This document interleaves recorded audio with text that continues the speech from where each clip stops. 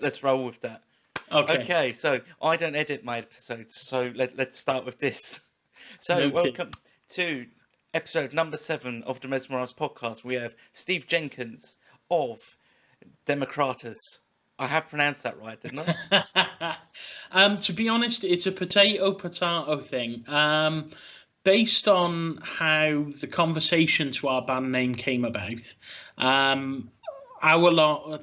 we go Democratus on the basis that when we were starting, we were like, right, we need to have a band name. I turned around and said, right, we need to all agree on something. We're a democracy, not a dictatorship. And our guitarist at the time, one of the only things he contributed, was to turn around and say, what about Democratus? And we just all looked at him and went, ooh, and it stuck. But I understand the Greek implications behind it. So I get told by my Greek friend in Cardiff that I see very regular that I am pronouncing it wrong. It should be Democratus. But like I said, it's a potato thing. I don't mind as long as we're being spoken about. So how many times do you get to bring up that particular line? My Greek friend from Cardiff. Not as often as you'd think, actually. Constantina's a lush lady. She's a great photographer as well. She does a lot of the Metal to the Masses photography on the South Wales leg and stuff. So I'll give a shout out to her. She's lovely. Her other half, Matt, runs Musipedia Metal, who do great review stuffs of all sorts of things. So they've got a good team there. I'll happily give them a shout out. Metal to Masses, it just brings everyone together, really. Everyone that likes the same kind of music. I mean, I'm from Essex. We only had Metal to Masses last year. We were supposed to have it this year. Yeah. Something happened. I can't quite put my tongue on it. But no, we've I've never played proper gigs before. I've only done like karaoke, not real gigs, nothing proper. First real gig, Metal to the Masses. First gig with the band, first gig myself. Chaotic, great, great response. I think as any Metal to the Masses heat I've ever been to. Not put down at all. They could have put us down quite badly, but they didn't. Yeah. So no, it's great, and everyone that comes together with it as well is absolutely fantastic. Include photographers, promoters, everyone, and just gets. It seems to get the right people in the right place rather than. Yeah. I don't know where I'm going with this, but anyway, yeah. Metal to the Masses, absolutely fantastic. Bloodstock. As far as it goes, Metal to the Masses, it seems to have that happy medium, and it is through the years I've done it with whatever bands I've been in at the time, and I've been doing this band malarkey for 15 odd years now. Jesus, I'm old. But it's the case of I generally loathe Battle of the Bands. Yeah. Loathe them. I think usually they're a popularity contest. But Metal to the Masses has that happy medium of A, there's judges' influence with it, and B, it's I'd always seen it as a chance to network. Yeah. So even if you don't get through on a particular heat, you can make contacts with, especially with some of the areas now, bringing in like guest slots through either all the heats or the semis, or whichever way it's run. As you mentioned, Essex, Democratus were supposed to play one of the Essex semi-finals, I think it was. Okay. Unfortunately, we had to pull out before the lockdown kicked in anyway, because there was a clash with my one guitarist. I think his brother was getting married like the day after, so it just wasn't going to be logistically doable. But the whole Metal to the Masses thing was one of the biggest things for Democratus doing what we've done. In terms of, we got to the final in 2017, lost out to our friends in Malum Sky. I think the year before we got to the semi-final where we lost out to Agrona. And I've got no issues with any of that. Once we were out in the semi-final to Agrona, they were my band to go through. I love the Agrona guys. Malum Sky, the Metal to the Masses final we got through. Of course, I was gutted we didn't get through, but Simon chose Malum Sky. They were phenomenal. Any one of those 4 bands in the final, ourselves included, could have gone through, and thankfully, I've said it before that after the final we lost out on, I openly admit we sulked and moped around for a bit. But we realised that the material we were playing at the time, which made up the first EP, the Starting Again EP, it was all the older material done that was created with previous members. The lineup we had at that point, we just thought, right, we'll get the EP out because we had just finished recording. It was just being mixed and mastered by that point. So we'll get the EP out, and then we'll crack on working on new stuff so we can put our mark on it with the lineup as it was then. So we cracked on with that, and then that became the Damnation EP, which wasn't out by the time we came round. But the fact that we added in new songs in 2018, we added extra to our stage show. We thought after losing in the final in 2017, we thought, right, we'll cover all our bases. We'll send off the first EP to Simon directly to hope that we could possibly get booked by him. But if not, we'll do Metal to the Masses and cover all bases as an option to try and play Bloodstock, because that for me has always been the pinnacle for an unsigned British band. 2018, the timing couldn't have been perfect. 10 years since I went to my first Bloodstock. And Judas Priest headlining, that Priest were my first ever metal gig. So, the planets, the metal gods aligned on that one. And we were fortunate enough that after losing in the final in 2017, it kind of just rammed home not to take anything for granted. I try and play down everything that we do anyway. If people love what we do, brilliant. But I don't go in with this attitude that I expect people to like what we do. I love what we do, and that's why I do it. But if other people like it, it's a bonus. So when we got to the final in 2017, I thought I'd called in all our favours to get that far.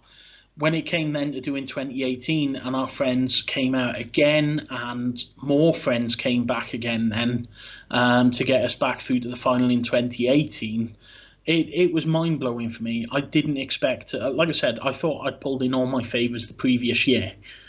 And then once our name got announced, it was just stunning.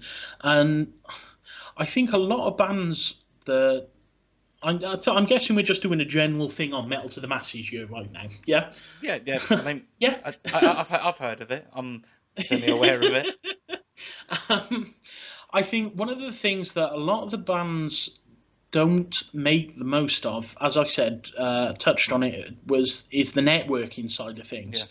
So once they've won Metal to the Masses, there's a lot of bands that just don't do anything with it after it. They seem to think that the opportunities will come to them once they've got this title. And once we won it, I instantly said to the boys, this isn't going to make us any bigger of a band. We are still the same small, crappy little band that plays Fuel in Cardiff to however many people. The next gig we played after winning Metal to the Masses in Fuel was supporting some Argentinian band, I think, on a UK tour that they were doing. It was a Tuesday night, and I think maybe 15 people showed up. So I'm thinking, right, we've just won Metal to the Masses, and we still aren't gonna. We're no bigger a band than we were like 2 weeks before. Yeah. So it's a case of you have to work for those opportunities, and getting into that Metal to the Masses network. I then led us on, because I started pestering in the right places, offering ourselves to play heats and semis and stuff like that. Then led us on to play in Northampton. We played the Leicester's Metal to the Masses weekend. We played Manchester's final, Bristol's semi-final, Brighton. We played their first heat for 2019's Metal to the Masses. So you've got to capitalise on what you've got, because otherwise you will just fade away into insignificance from what I've seen. And there are plenty of bands in South Wales that have won Metal to the Masses and then done nothing with it. They've either split up less than a year later. I think aside from last year's winners, Blind Divide now, and even they had issues with lineup changes and stuff, but they are going, and I'm glad they are. Ourselves and Agrona are the only ones that still are going. You know, like from Malum Sky, Chaos Trigger, 10 Cent Toy, Intensive Square, all the other previous winners are no more. And I don't think that's a coincidence. I think that's a general good rule to have anyway, though. Once you have momentum, keep at it. Yeah. Buy into it. Go jaws on that shit. Stay on it. Fucking go in for the kill. Because once that momentum's gone, that's gone. And that's going to be hard to get back on. Very Basic much physics so. right there. Exactly. The Agrona boys took on running South Wales Metal to the Masses, and even they've turned around and admitted the fact that they then went to concentrate on the album rather than get out gigging and plugging. It took them a while to recover from that. They were never going to split up and stuff, and although they've recently lost one of their vocalists now to their female vocalist Teresa has taken up lead vocal duties. But after speaking to Alan and Tim, they said they did lose a lot of momentum not cashing in on the opportunities that they could have done the following year. Yeah. But I mean, they made their path. Thankfully, it's worked out for them because they released a stunner of an album anyway. And you know, it is what it is. But yeah, I think we got lucky in the fact that we had already made the finishing touches to our second EP. By the time we won Metal to the Masses, it was just a case of getting the damn thing mixed and mastered, which took forever. But yeah, it's all worked out in the end. So, you know, I think if it all starts, I've always said, if it all stopped tomorrow, I can look back on what we've done and think we didn't have a bad run at that. And that's perfectly fair. And, you know, it's very humble of you as well, from the fact that, you know, how far you've come as well. And as you said, you've jumped onto that opportunity.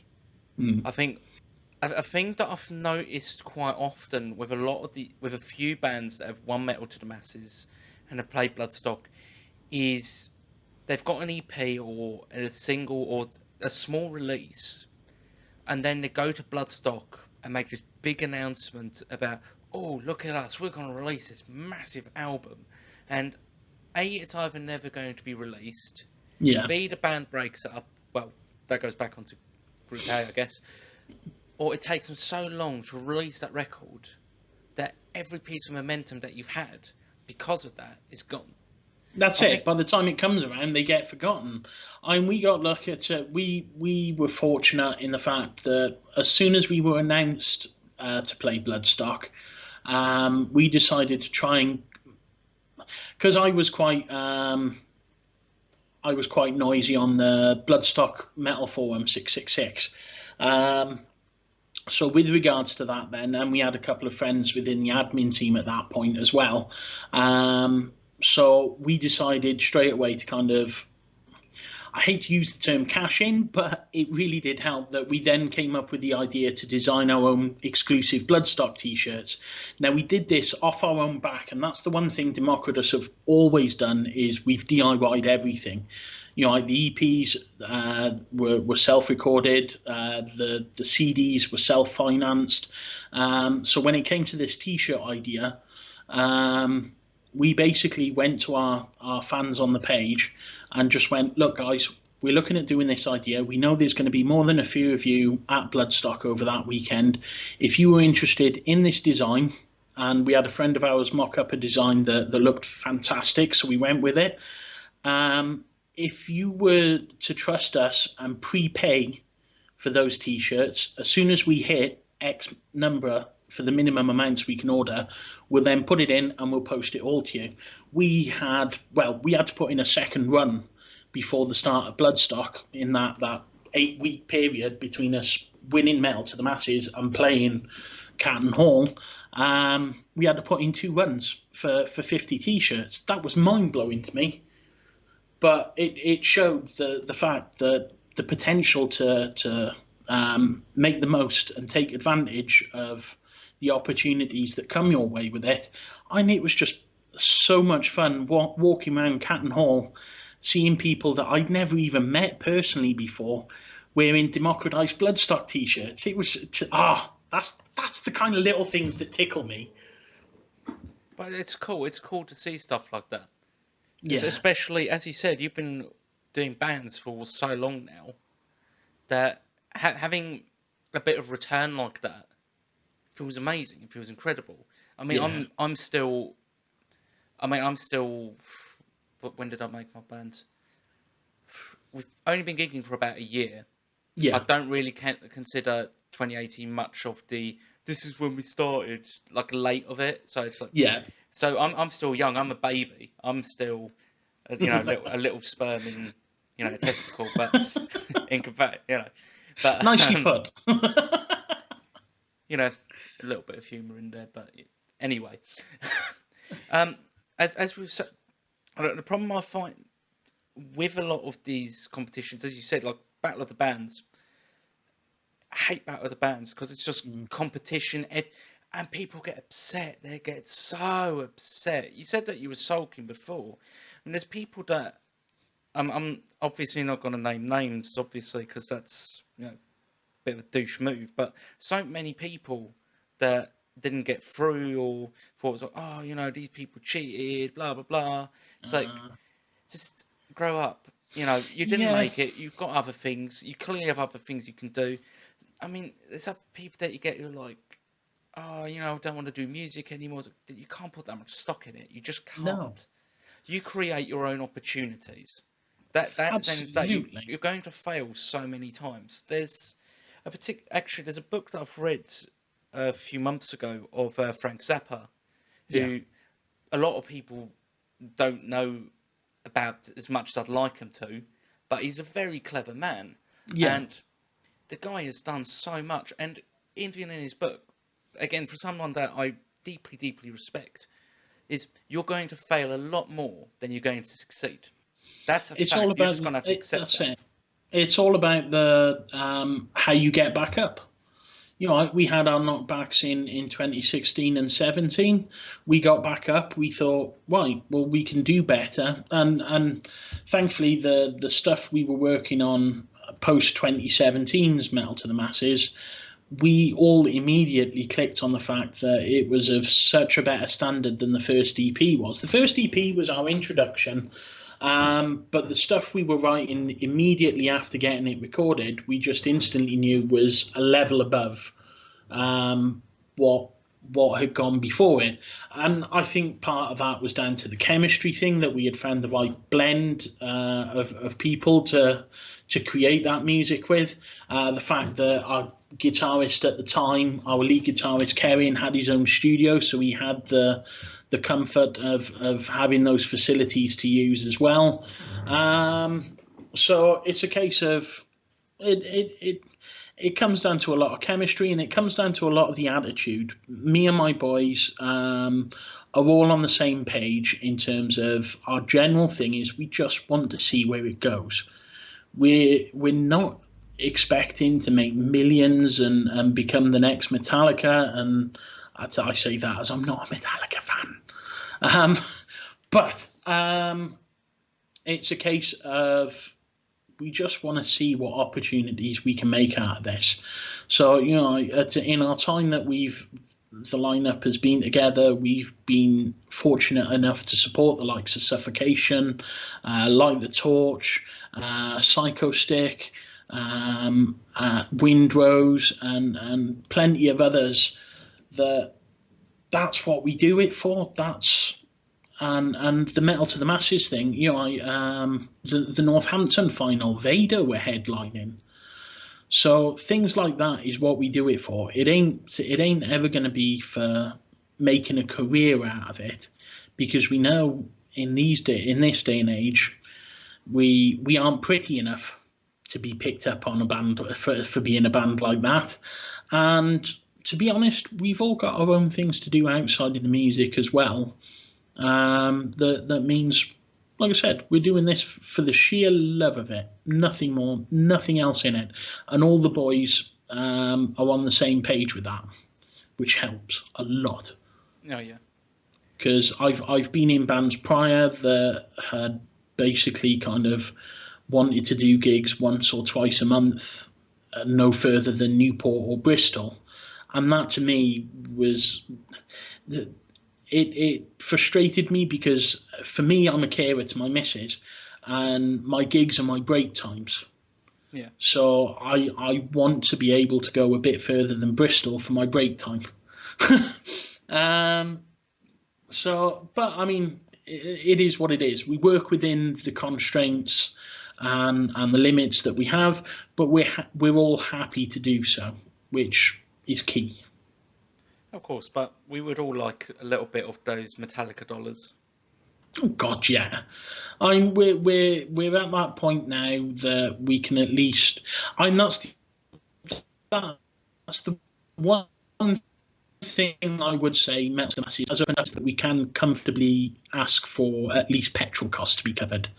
We'll still occasionally do the odd 150, 200 mile round trip for 70 quid, but those are getting less, knowing that when we do return there, we can ask for our full cost to be covered. If they want us back, they cover our costs. And that's great, and that's fantastic. I mean, I'm sure you remember the days when you guys started out where you couldn't even ask for petrol money. Yeah. Yeah, plenty of those. And I mean, we still do them occasionally if they're a little more local or they are worth putting in the effort. But at the moment, certainly going forward, we don't know what's going to happen in terms of music venues are taking such a hit with the lack of support from anywhere, government included.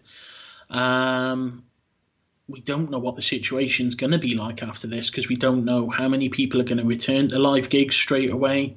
I had been hoping, and I'm still kind of hoping, September might be a realistic return to live gigs. The more this carries on and we're starting to see incidences of a second spike coming in already, I think we might have to write off 2020 altogether. And I know there's the bigger organisations that, although they're all saying and planning and hoping for 2021 and advertising for 2021, that's still not guaranteed. No, we don't know what's happening. I mean, one day, we just need a vaccine.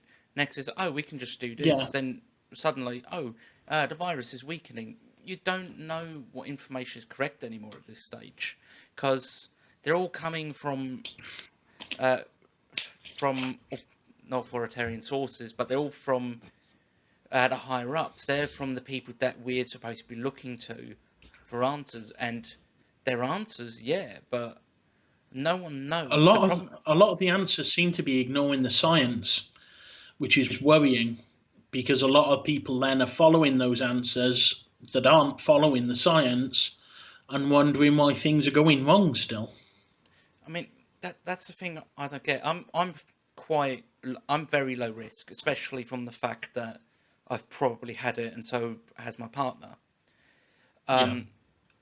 Where the thing that I find excruciating is there's so many people who have lost family members and that they're still high risk and so on and so forth. And they're willing to look that over for a pint. I mean, a fucking pint. You can drink at home. Just stay at home. Don't be a dumb shit. That's it. Exactly. It's really not that difficult. It's really not that difficult. I've been fortunate in the fact that my missus was fully prepared for this isolation stuff anyway, seeing as she's not the most social of butterflies. So she's coped with this remarkably well. It's just other health issues that have caused problems for my good lady wife. For me, aside from being a chunk, I'm relatively low risk. I don't get ill very often anyway. So I've been following kind of social distancing, where I've gone out to do shopping, or I've been here in our radio station, conducting interviews, which have been my own asset. It's weird being on this side of the mic, being the interviewee. I know it's really bizarre because before this, I used to run a podcast before that, before I had bands or anything. Got burnt out, left it, did bands, and now I'm back to this because of lockdown. Because I'm like, I do like doing this. I like talking to people like yourself. Yeah, and it's fantastic. You get to meet so many nice people. I've been so fortunate in the fact that certainly with the radio station stuff, it's opened doors to some of the major labels. So I can brag it, and I don't like to brag, but on this point, I've spoken with the likes of, literally half hour before this started, I was speaking with Harley from Cro-Mags. I've interviewed Ensiferum, I've interviewed Eric Peterson, A Testament. So, and this is the whole thing, going back in general to the music side of things, what keeps me going is getting the experiences.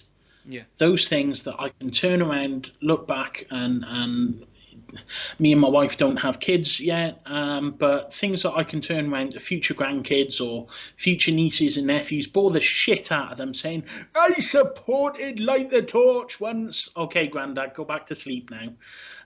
Those kind of things. It's all about the experiences that, like I said, I can look back at it, if it all stopped, and think, yeah, I've had some good times out of that. And that's fantastic. I mean, I personally just got 2 cats, so they're all cats. They belonged to my other half before, so yeah.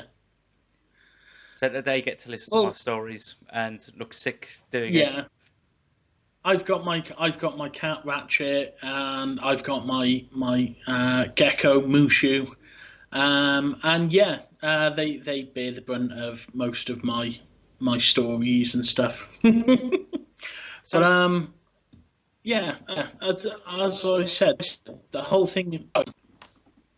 Yeah, so as a slight segue from this, what made you want to do the whole radio thing?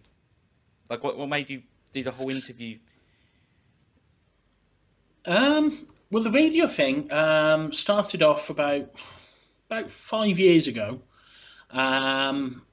I basically was pointed the way of someone had posted up on one of our local pages on Facebook that they were looking to start a radio show based around our local area. So I got in touch with this, and he was a kid. He was 16 years old. So I got in touch with this Dan and said, look, consider me interested for taking up a slot on one of these, on whatever station you get set up. Excuse me. I'd love to do like my own rock and metal show. I said I've got contacts in the industry. I've got plenty of music that I own myself. So, and at that point, then he was just starting to get an opportunity through one of these youth projects that gave him an office space, but then started telling him how he should be running the station when it was set up and ready to go live and stuff. And Dan, even at that age, knew exactly what he wanted to do with this, what his plans were for the station. So that didn't work. We moved elsewhere. We ended up moving about 2 other places before we finally actually got on air. We were fortunate enough to get some lottery funding, which got us the equipment we've got in the studio, which does severely need upgrading, but we're working with what we got. And then, so we got on air in 2017. But by then, because other people had kind of said, yeah, I'm interested, keep me informed and stuff like that, and then drifted away, the station basically consisted of myself and Dan. So we co-founded it, although I give all the credit to Dan. He put in the hard work for this. I've just kind of, as he was 16 when I first met him, I basically became the responsible adult to sign off on the paperwork and stuff for funding and that. So, yeah, we got going in 2017 on air, and from there we've been building up our team. We've got a great team of volunteers. I'm the only one that tends to do like the heavier end of stuff, although we do have a pair of goth twins who are authors that come in on Saturday evenings and cover the more macabre stuff. They go over stuff like serial killers and stories like that, mixing it in then with a bit of music that they've usually pilfered from my collection. But yeah, so as far as it goes, that's how I got involved in the radio stuff. I'd always thought it'd be cool to run my own rock and metal show, and it's just kind of gradually grown from there. I wanted to get interviews in with friends of mine, and funnily enough, then I started specifically covering Metal to the Masses for South Wales every week. So I was giving the bands, making sure that I was getting every band that was playing their heat in that week. I was giving them radio coverage. I've had every winner of the Metal to the Masses since 2017 in for interviews, and yeah, it's just kind of organically grown from there. Awesome, that's fantastic. So, who's? I'm going to be careful how I word this because it can sound really arsey. I was going to ask who has been your favourite interview, but that might look poorly on you then. What would you say was a very eventful, or like one of the most eventful interviews you've had? There's been quite a few. I've interviewed. I always made the point of interviewing all level bands. So I've raided my Facebook list for my friends in like bands that are just starting out or kind of at the same level we are. And then, like I said, being fortunate enough that I've got friends in bigger bands that I've been able to pester for like a spare 10, 15 minutes to chat through. I don't know. It depends. If you sectioned it off, I'd say my first big interview was Benji from Skindred. Oh, it's such and that was before the lockdown. I got him into the studio. I had to go pick him up from Pill because he lives just around the corner from my best mate.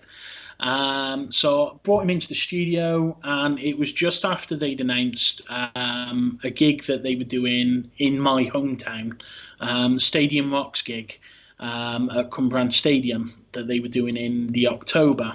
So I got him in talking about that, and that was great fun because Benji's always brilliant to chat with anyway. Me and him have been friends for the best part of 12, 13 years now. So yeah, the first big interview I got was Benji, and that was great. As I said, half hour ago, I got off Skype with Harley from Chromags, who was a delight to speak with. Got some really good answers, and I'm looking forward to getting that one up. Most interesting out of the interview sessions I've done, I'd probably say Howard from Acid Rain. Oh, yeah. Because where I've generally gone through the same kind of questions in terms of like hoping for lockdown to end around September and whether everything's...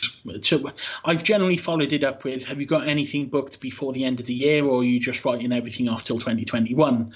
Howard then went into a completely different spin on things about the fact that we haven't got a vaccine yet, and he'd been speaking with, because he does his own podcast as well, so he'd been speaking with the likes of Derek Green from Sepultura, yeah, and said that they reckoned there was going to be nothing until the end of 2021, based on like, would you go to, he posed the question to me, would you go to a gig if the lockdown was lifted like immediately?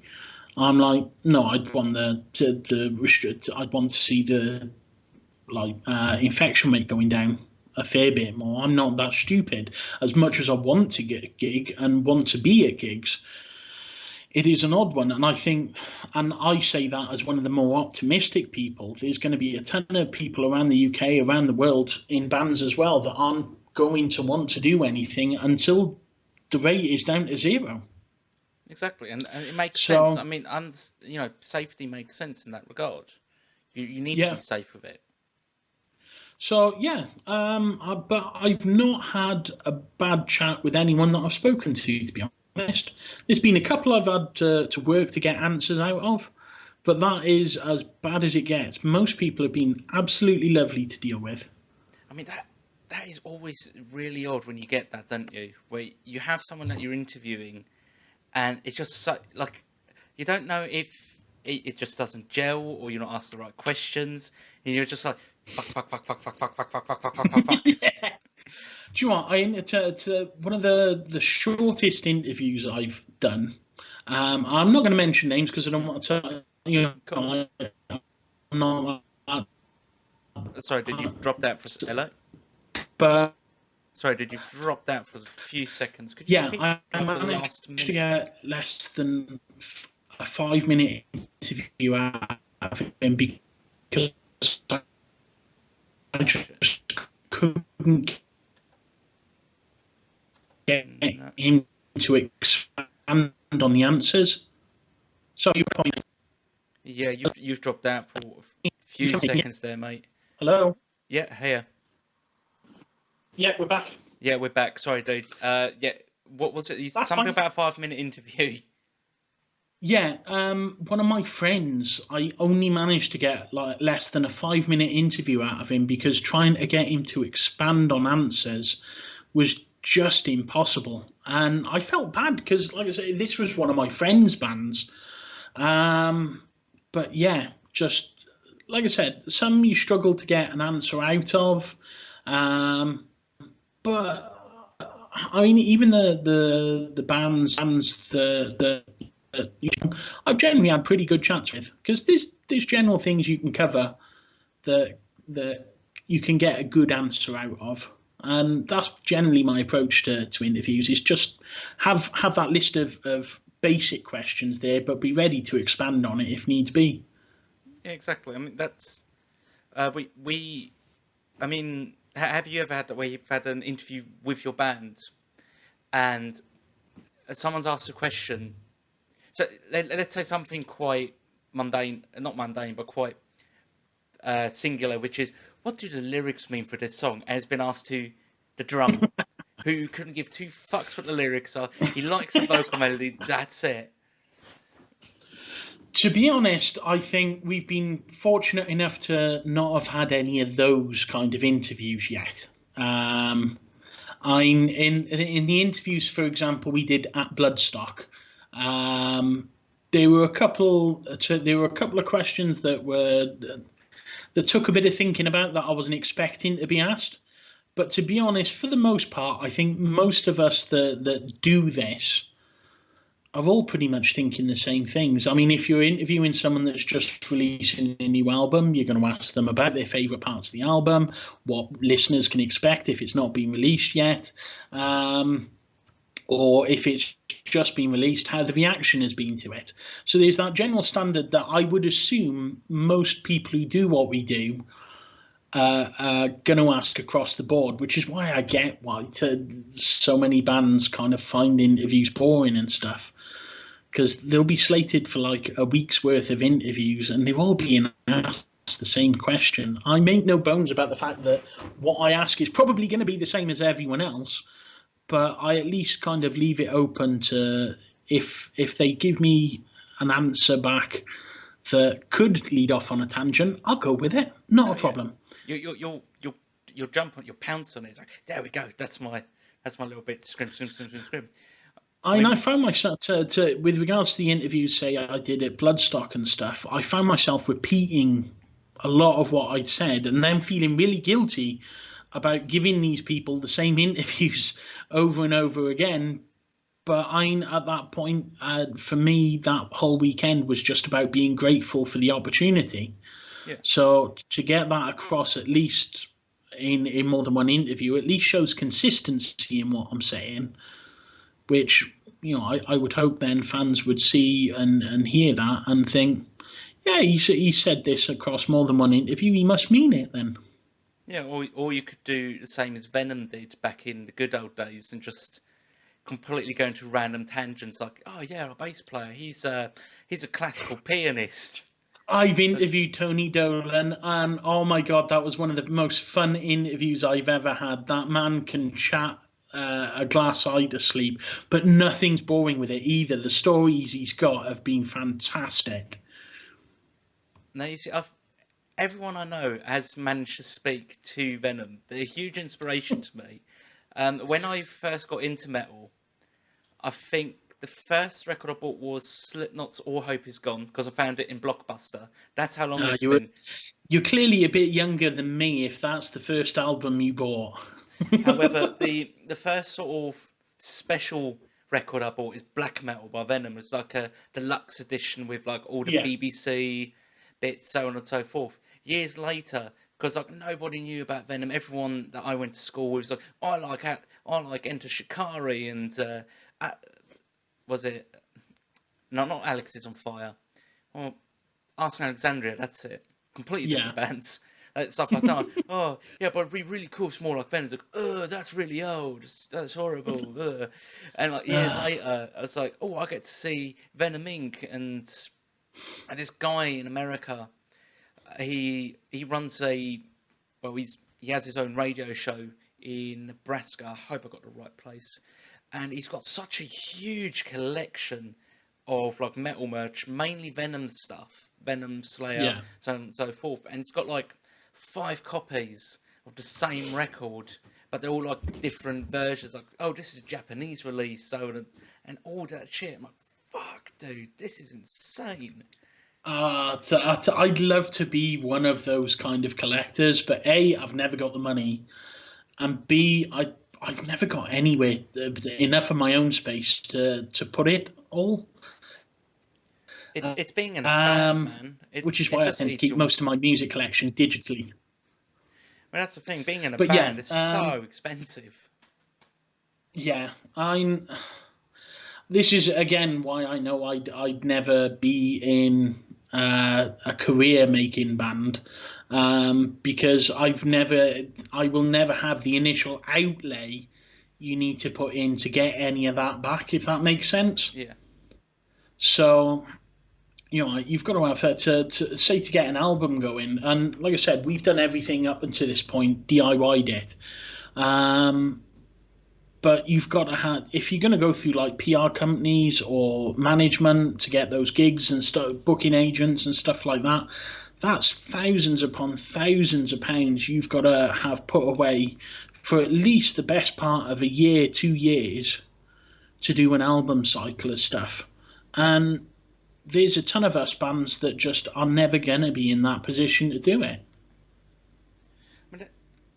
I think, yeah, you're completely right. I think with everything like this, it comes down to the individual and the circumstance and where they're positioned. So, everything like that. There's a band who are on sort of the upper part of Essex, Kane. And I've heard of them. And they, I hope Rage doesn't take it the wrong way, because I do genuinely respect him quite a lot, because he's gone through a very, very hard time to keep this band, and he's gotten them really good lineup out of it since it's sort of gone kaput for a bit. They're a band that have come from essentially nothing, and after all these years, it's sort of building up more and more and more and more. Yeah. And the growth may be slow, but it's there. Yeah. It's interesting to see that. But again, it completely depends on where you are, who your audience is, etc., etc. So it all depends as well as what you want out of this band malarkey. Like I said, my lot are all on relatively the same page that we just want to see where it goes. There are going to be bands, and kudos to them, that have that not just fundage, but they have the backup to be able to invest into their bands, to get those big tour slots immediately, or get into the big studios to record with a big name and stuff like that. And good on them. I think one of the things that certainly I've seen improve over certainly the last 5 to 6 years. I'm grateful that it coincided with getting Democratus going. Is prior to that, say certainly between 2010 to 2014, I can only speak really on the South Wales scene, but between 2010 to 2014, there was a lot of bitching, a lot of jealousy for other bands getting slots and stuff like that. Now, the band I was with at the time, Counterhold, we never bought into any of that. We were fortunate enough to be one of those bands that were getting a couple of the bigger slots. But that was just through me pestering politely for however long I needed to pester. But there was a lot of bands that if you got announced on one of those bigger shows, you'd see it on forums and stuff like that, and it wasn't even particularly like subtle. That would be like, oh, I'm wondering who they're gangbanging to get that slot, or I'm wondering it. I'm just like, mate, get a grip. Because seriously, if the slot went to your band, I'd turn around and say, nicely done, mate. Yeah. You know, and thankfully, like I said, that seemed to drop around the 2014-15 mark. Don't get me wrong, there's still little elements of it now. The odd occasional band that try and think they're the big I am and should be getting things. But then they kind of swiftly booted back into place as well. So we're at a point now, the scene at the moment, band-wise, is in a healthier state than it's been in a long time. We just need the venues there as well. So we just need people to get out and support the venues. It all links in, really. Oh, yeah. I think one thing that I've been saying for years is public transport. I think that's one of the biggest problems that we have. Because I don't know what it's like by you guys. We've got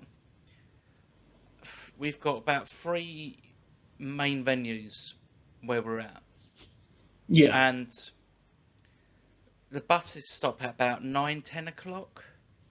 And the trains, they're practically useless after just before 11, really. So it's like, what are you expecting for people to pay 50 quid for a taxi to get home?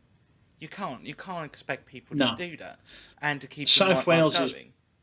South Wales is pretty horrendous for that in terms of like the latest train from Swansea back towards Cardiff is 10 o'clock. To actually tell a lie, I think it might be 20 past 11.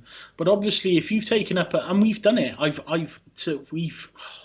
and it's been chaos. We've done those gigs where we've headlined the slot, so we're due to finish at 11. Yeah. And then my bassist has had to literally sprint, and the boy's got his back is fucked, so he really shouldn't be sprinting to the train station to make sure he gets the last train home. Otherwise, he's sleeping at the train station, and he's done that before. Well, it's not fun. Yeah, it's public transport is horrendous. Public transport is horrendous, and yeah, that does prohibit a lot of startup bands getting to places where they should. Transport around the UK is shocking. It's overpriced. It's relatively unreliable for the times that it's probably needed at. But what can you do? Yeah, I mean, that's the thing, because our train line goes straight into London. You can get back from London from 1 o'clock in the morning. That's not an issue. But going that way, no, we'll shut at 2 hours late, which makes no sense. It's running there anyway. It's just not being economical. It's just ridiculous. It's pathetic, really. Yeah. Thankfully, I'm now at the point where 3/5 of the band drive. We were at one point, we had one driver between the 5 of us. which it was interesting to say the least in terms of how we, like I said, this was where our bassist would have to sprint to get trains and stuff. Because just getting back and forth to gigs in a Renault Clio full of band equipment and four other not so small people, it's yeah. But I'm at the same time, then we can look back on that now and think, well, these are stories again. This is experiences. We can say we've put in our hard work. We've done our graft, Yeah. And are still doing our graft to get to these places.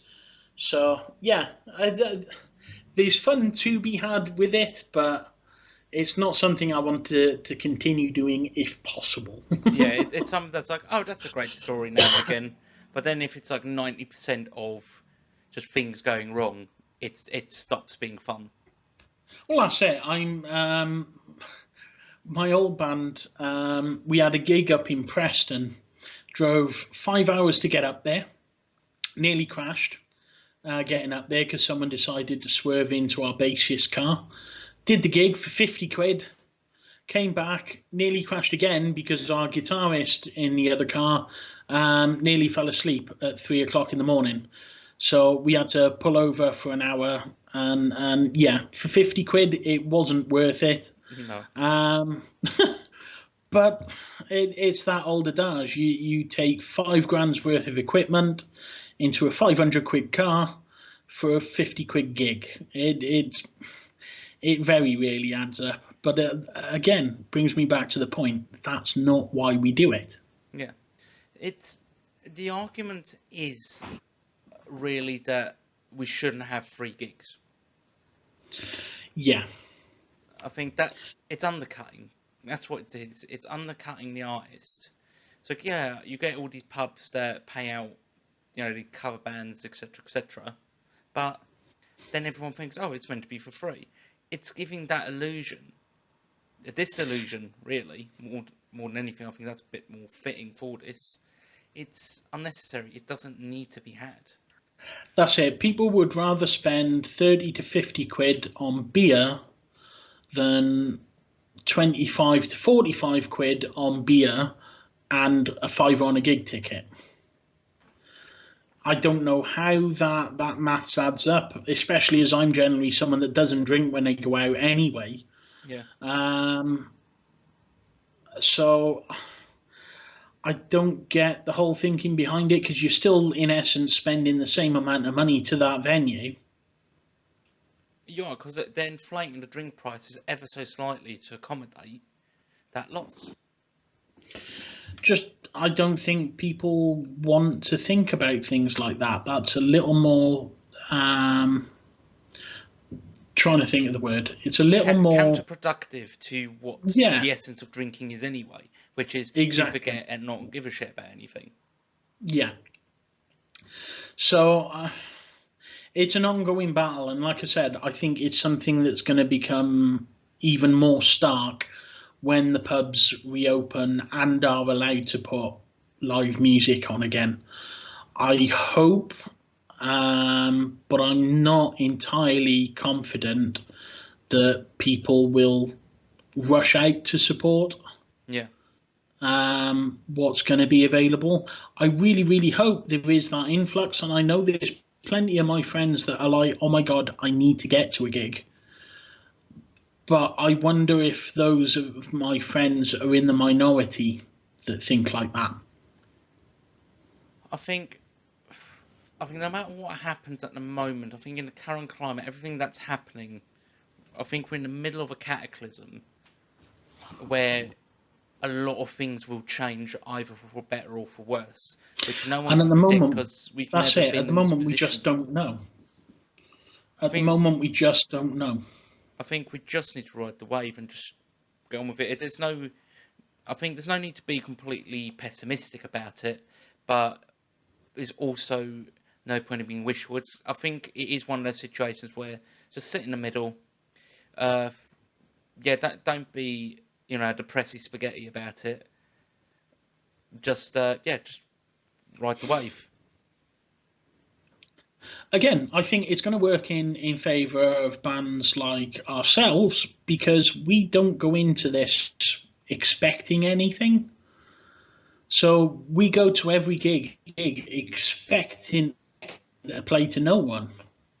I think possibly for the first couple of gigs, especially with people recovering financially and stuff, I think we're probably going to be playing to very few people on the first few gigs, either through nerves at it all being blown over yet, or the lack of funds for people to grow on.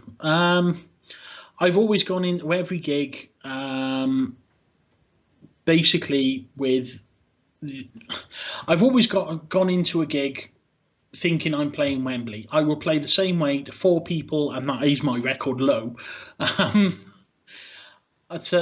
play the same way to 4 people than I will 40, 400, 4,000. As long as those people that are in front of me and have made the effort to come out are happy, that's good enough for me.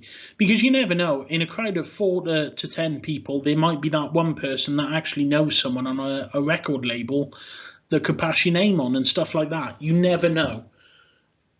So that's the way I try and drum into my boys. The way we should see it is that every gig's an opportunity.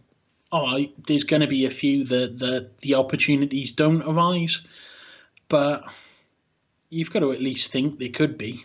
Otherwise, what's the point in doing it? I think the way...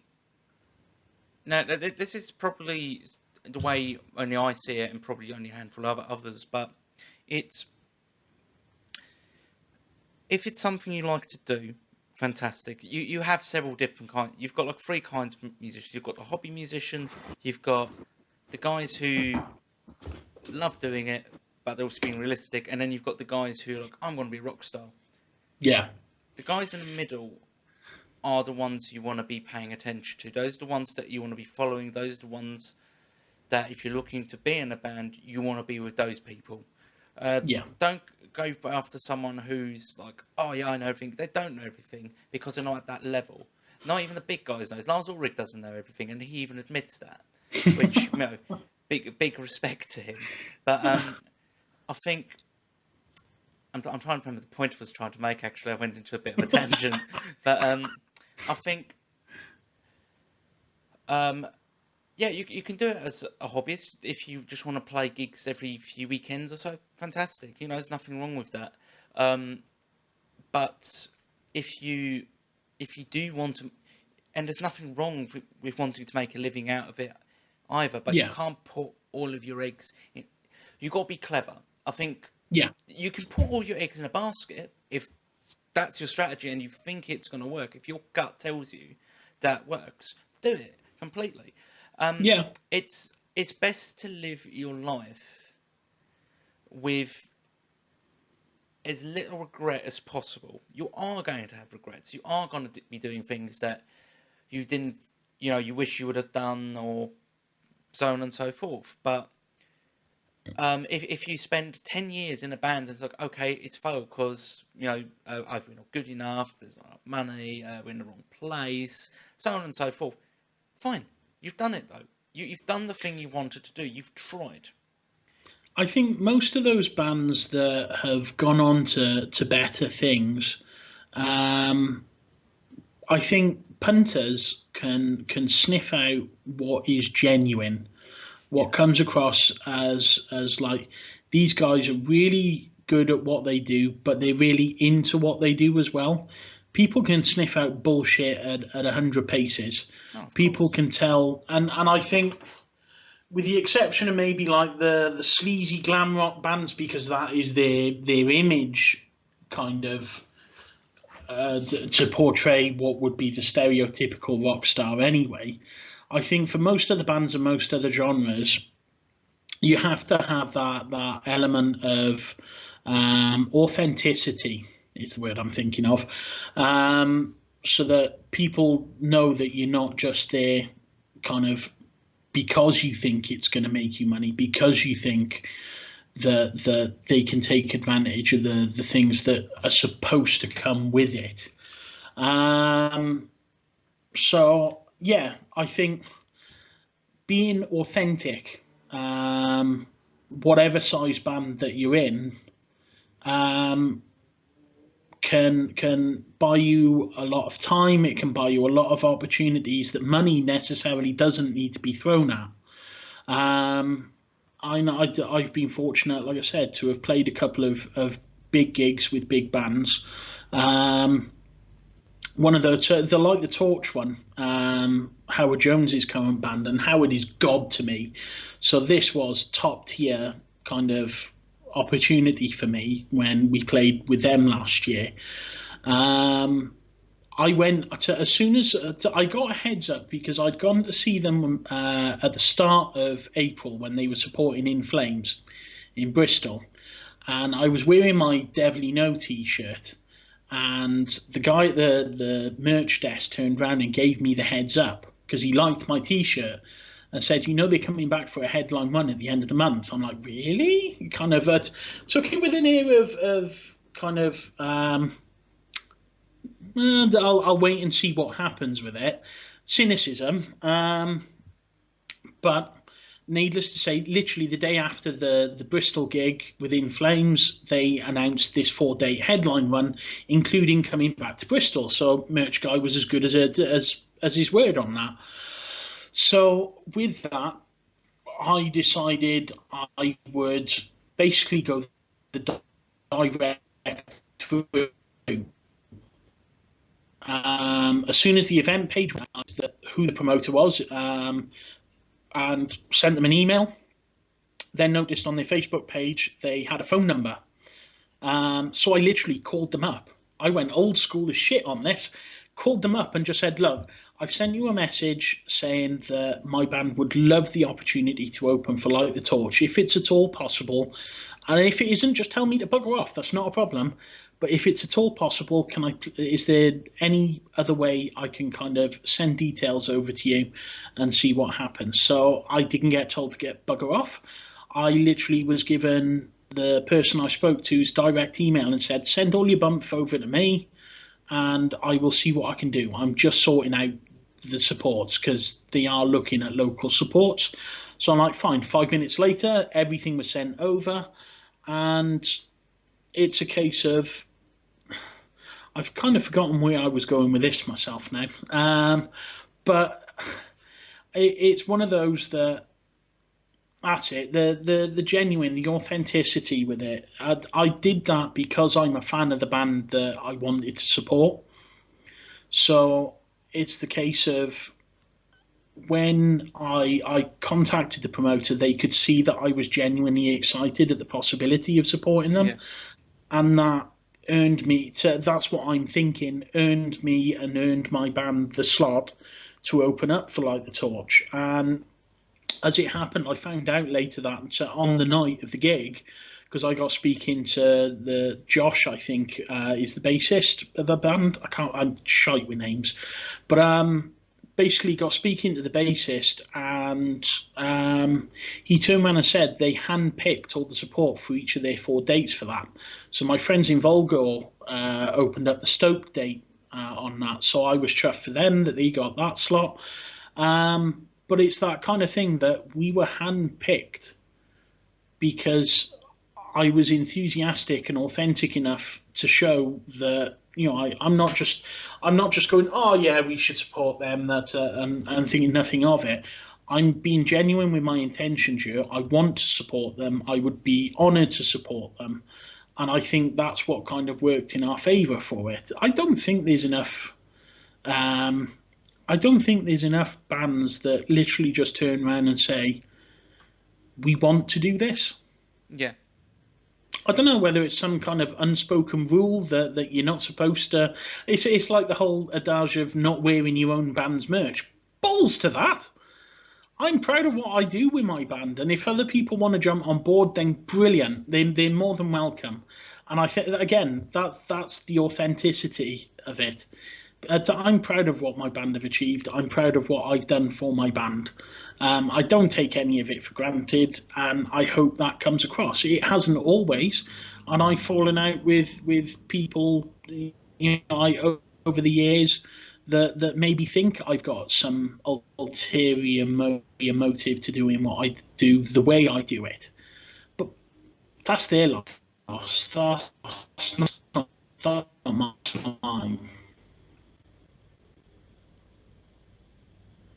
You've gone quiet on me. Yeah, you've gone for a few seconds. I thought maybe the words will jumble themselves back together.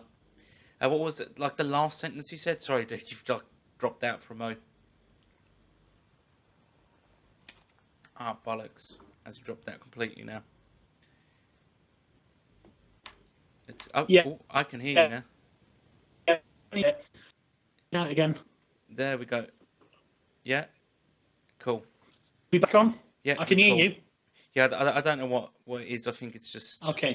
Connection. Anyway, yeah. As you were saying, like being genuine and everything is so important because, as you said, people can smell bullshit from miles and miles away. Yeah. But I think that's not even just the audience; it's the bands that you're opening for, the promoters, and everyone that's attached to it as well.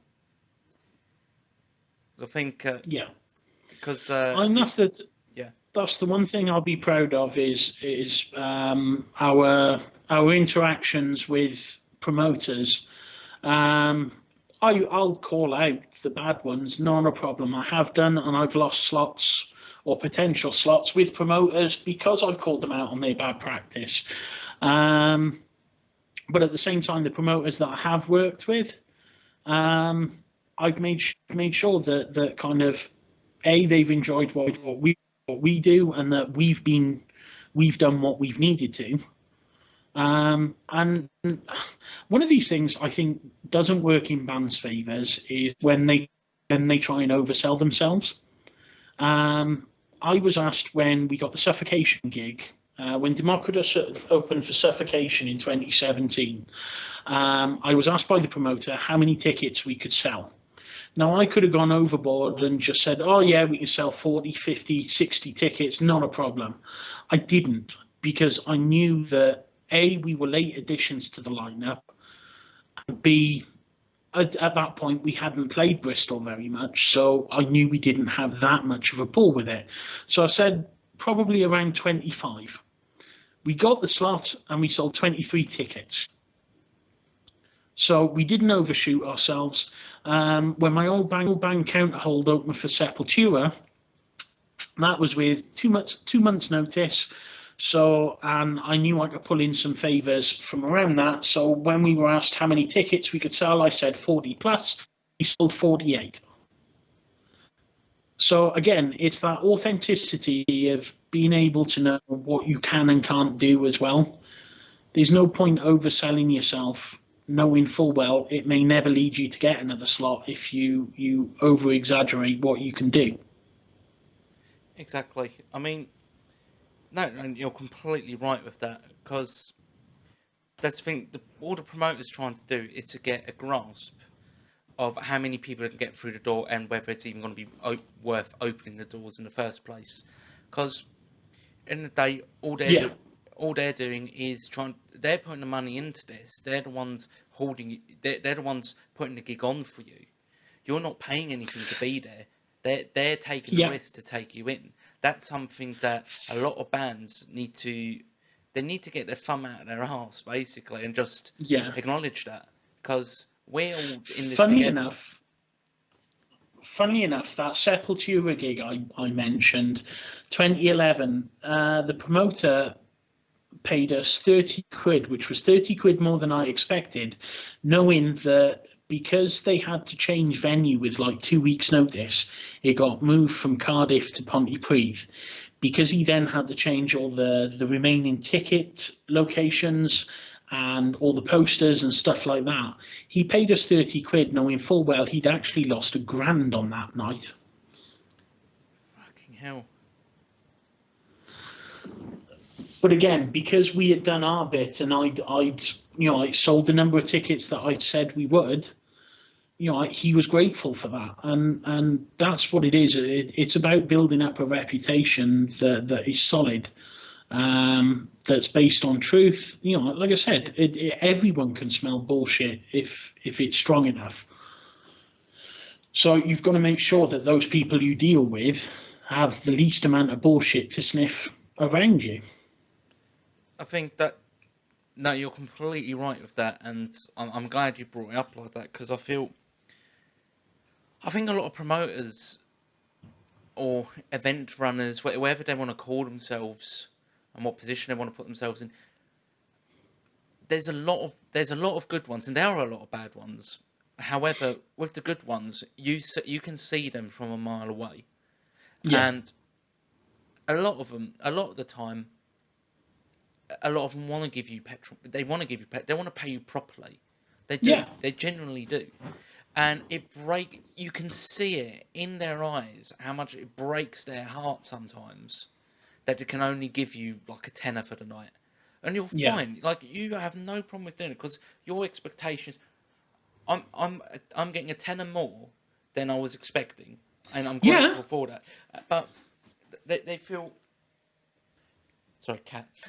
They feel they're so heartbroken that they can't do more, and all you think is like, dude, it's fine. We didn't even expect this. This is great of you. Yeah. And again, it's about making the best impression you can in front of the people that you need to. So that's promoters, that's venues. Those are who you need to impress to get the further opportunities. If you're impressing them to get the bigger slots, then the fans and that will eventually come on board with it as well. Especially if you can prove or give the impression that, again, you're authentic about this, that you haven't just bought your way onto a slot. Yeah, like a good impression goes a long way. Yes. A very good. I find this is a great example because I have just in the early days email bands and things like, oh, I could see that you got source products, you ask, you don't get. And one band one singer, whatever you want to call it, I sent an email to their management or publisher. I can't remember who it was anymore, but it was Gary Newman. Yeah. And it was quite local. I thought, okay, let's see what we can do at this. It was a no. However, we got a response back saying, like, unfortunately, so and so.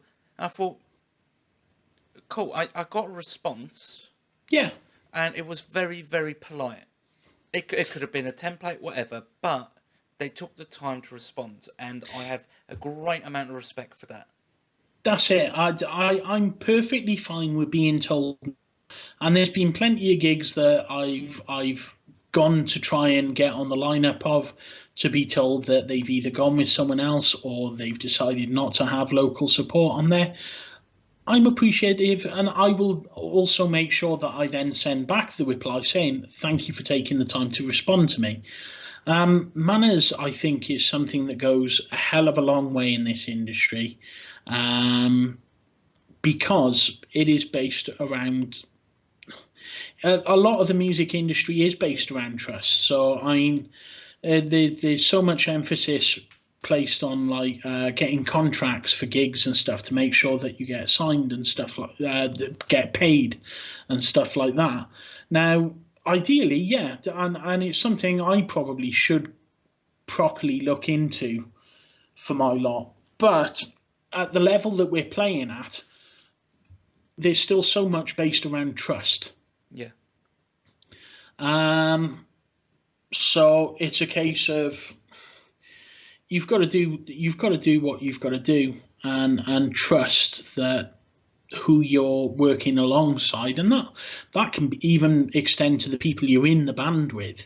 Yeah, no, you've got to trust that they're the ones they're there with you. Most. Yeah, and it doesn't always work. I've literally had dramas that on days we should have played gigs, they've pulled out and quit on me. I lost 2 guitarists on the same day. on the day that we should have played a gig. Yeah. The one through to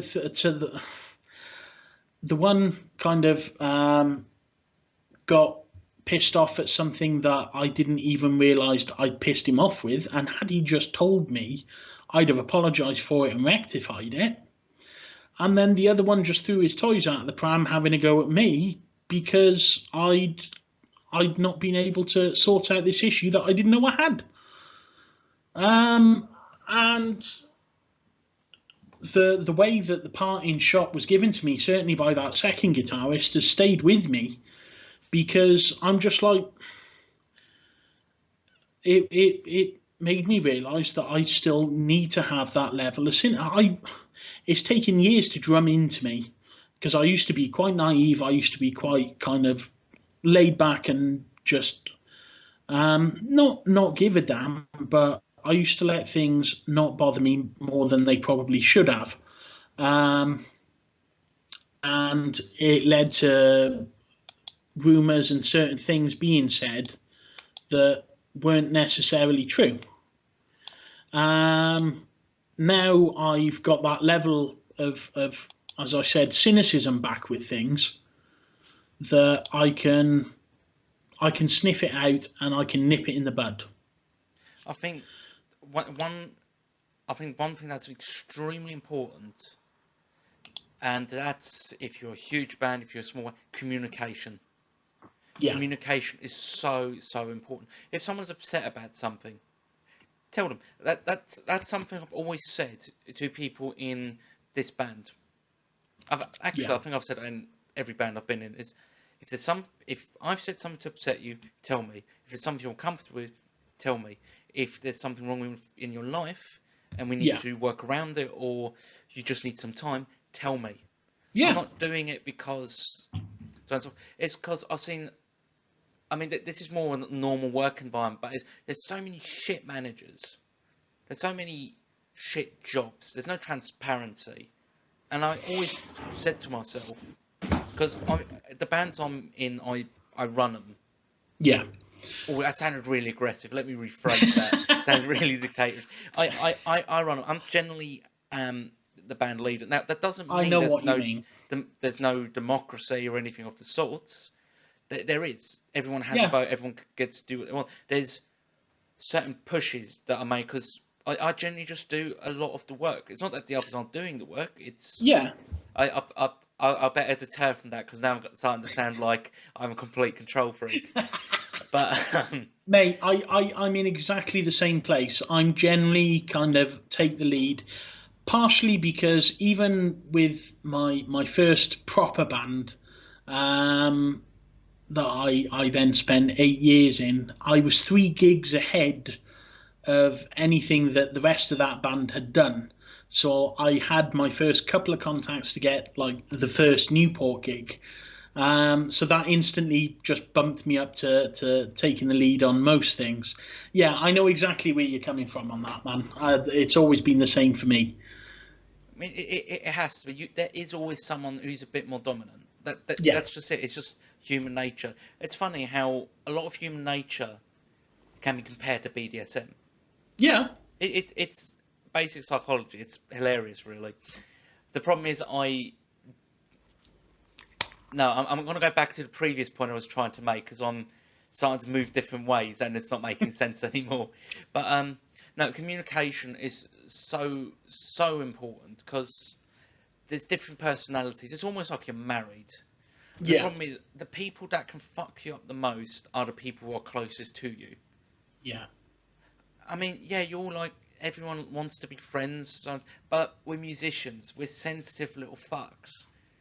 we like to have a good moan, whether it's about us, whether it's about other bands, and so on and so forth. It happens. Yeah. I think 99% of the time, most arguments come out of miscommunication, or just simply people just being a little bit different. It happens. We're human beings. Yeah. And I mean, I've gotten into loads of and several arguments and discussions with people because, this person said this. No, they've exasperated this, and that's not right. That's miscommunicated. And it's been it's resolved. It's easy. It just needs to talk. I think that's just a general life thing. No one communicates enough. Social media in particular has this weird habit of being able to go both ways. It'll either create lines to read between that were never supposed to have been there, or completely the opposite, that you'll put something that did have lines and kind of vague booking as it goes, that is supposed to be stuff that's supposed to be looked into more, that's supposed to be asked about, and people don't take the hint from it. Oh, vague book, fuck. Honestly, that shit sets me off. It sets me off so bad. The problem is I get so defensive with that shit. I pounce. Because I'll try and make like a few comments like, okay, let me try and get out what you're trying to say. It's like, fuck. My worst thing with social media in general is, and the thing is, those that know me know I speak exactly the same way as I do type, which is blunt as fuck. I don't beat around the bush with anything. So if you were being a knob, I will call you a knob, and that will be exactly the same way to your face. Going to the radio station stuff, I'll link it in. My station covered a dance event in our local town, again at the stadium. It was a couple of weeks before the Skindred gig. Now, there was a bit of drama between two of the artists on that lineup because something was said that one of the artists, and I'll keep it all nameless, but they were kind of big names in the dance scene. And this was my first ever dance event I covered, because it was old school dance stuff, 90s dance, which actually I really liked before I got into rock and metal. Anyway, something was said that most definitely was bang out of order unless you were with the kind of friend that knows the humour that it was intended with. Yeah. So the humour was missed and it turned sour quickly. Yeah. Everyone else, because the guy that had made this comment then went round the rest of the room that was in utter silence at that point, turning around, did I overstep the mark? And everyone else was like, no, not really. I understood you were joking and stuff. I didn't. Having never met this guy, and this guy is a big name in the name of the dance world, I turned around and said to him literally, it ain't something I would have said. Yeah. I said those kind of jokes, just unless you know 100% you can get away with them because it was really dark humour. No, you fluffed up on this one, mate. And if you're going to meet him again at another dance event, the first thing you need to do is apologise to him. Yeah. And he appreciated the fact that I was the one that turned around and said something different to everyone else that was blowing smoke up his ass, basically. So again, it's having that element of truth that again, it links it back into authenticity. If you're not going to put up with the bullshit, don't in any way, shape, or form. Of course, no. It's a shame that it's happened, but you called them out on it, and hopefully that was able to resolve itself. Yeah, I think that I'll probably never be in that situation to find out whether it was rectified again, but I said what I think needed saying. And like I said, there's a lot of people that on social media will put things that either they don't necessarily mean it the way that it does definitely come across, or it can flip completely on the other side. Social media has this horrible habit of making anything you put an option to be taken the wrong way. Yeah. Or a target. Anything you put on social media is a target. In some weird manifestation, you can post a picture of a cat. Oh, so you don't like dogs then? You think dogs are disgusting? You think dogs need to be shot? And it's like, what? We're coming ever so close to political rantings here, and I'm going to avoid that. I think it comes down to people like to be right. I think people are proven wrong a lot, and being proven right makes you feel powerful, gives you big dick energy. I think one of the places that I personally get a lot on Facebook, but I know a lot of people get on Twitter more, I find. Someone posted something about what is this kind of what record did this and this for you. So I wrote the record. I got the record name wrong because I called it after the main single. Yeah. And someone got really arsed. Oh, you didn't get the album title wrong. I was like, okay, all right, chill. All right. I don't know how I got it wrong, but I did. Yeah. I meant this record. And luckily that was that. But I know that can just get so aggressive and aggy. It's just not worth it. It's something I've noticed even more so since the shutdown, because I think cabin fever is just making everyone that little bit more pissy. Everyone's opinion, whether it's yeah, we're back on. Okay, I have no idea how much of that we've lost, but we covered what have we covered in the last sort of like 10, 15 minutes?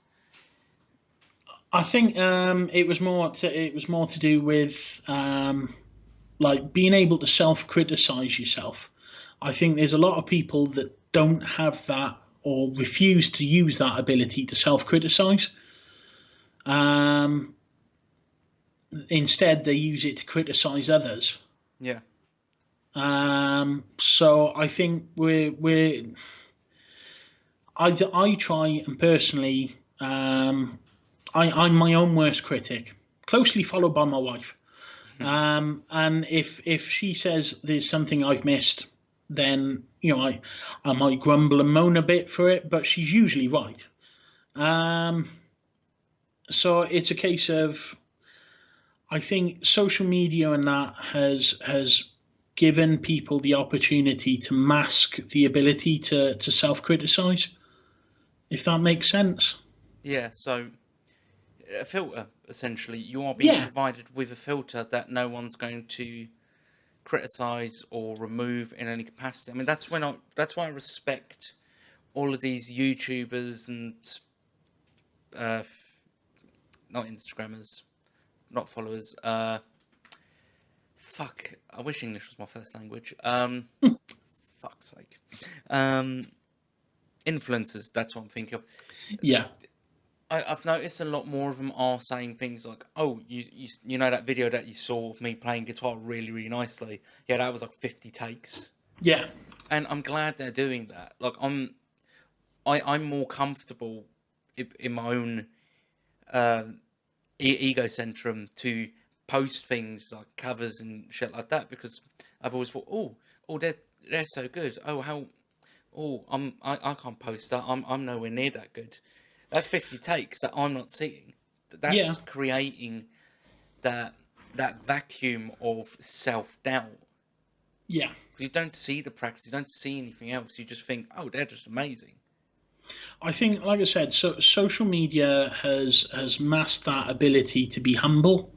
So I think unless you are outright willing to state, this is my 50th take, I struggled with this. And in general, then it leaves people who don't put that, when they are getting criticised, to turn around and get angry with it and turn around and say, well, this is what I've posted up. This is good enough. And if people are turning around and saying, well, you could do this bit better, you could move this bit a bit better. If you aren't willing to learn from that, then you're kind of fucked. True. However, then you've got the other issue as well with a few people, which is, you can get the constructive criticism, but a lot of the time, the first thing that comes to your mind is, someone's going to tell me I'm shit. Someone's going to tell me I'm shit. And to be honest, most of those comments, they're not. There's no reason for them. There's no need for it. Shit. That person's telling you you're shit to make themselves feel better. The first comment I had, because Bloodstock went ahead of us and put up our set about 5 months after we played. And the first comment that I noticed on there was someone literally turning around and saying, "The singer's fat." wow, what an insightful piece of writing you've literally masterpiece you've given there. You were literally just there to kind of state the obvious. Congratulations, mate. I hope that's made you feel so much better. Why? What was the need for it? So and every comment that I've seen on that video, most have been good. But I have always made sure that I've killed them with kindness.